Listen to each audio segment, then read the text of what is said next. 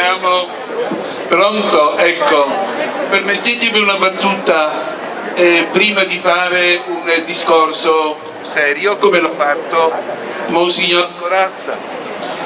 C'era in un paesino un piccolo capitello dedicato alla Madonna Assunta, era in condizioni veramente disastrose, necessitava di un restauro proprio radicale.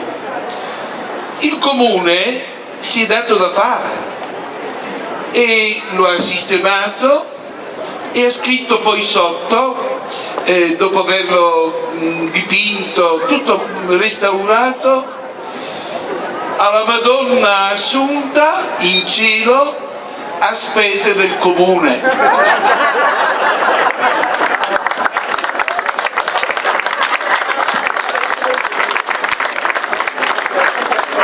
Ecco, direi che al sindaco non si preoccupi, perché non ci sono capitelli da restaurare a spese del comune. Bene. Giornata. Ha fatto giustamente una battuta sull'amministrazione comunale in generale, Monsignor Cesco, e lo diamo tempo al sindaco senatore di pensare alla risposta in maniera particolare. Facciamo parlare prima al sindaco ospite, che è il sindaco di Concordia Sanitaria.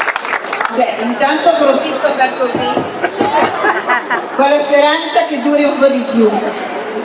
Ringrazio intanto Don Pietro e Don Livio e il sindaco di Concordia, perché mi danno l'opportunità di sfruttare alcune cose che hanno detto.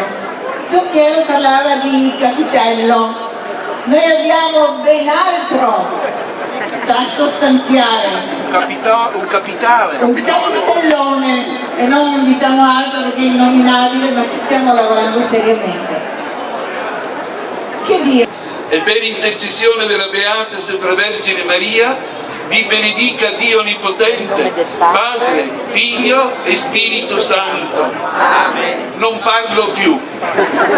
Peccato.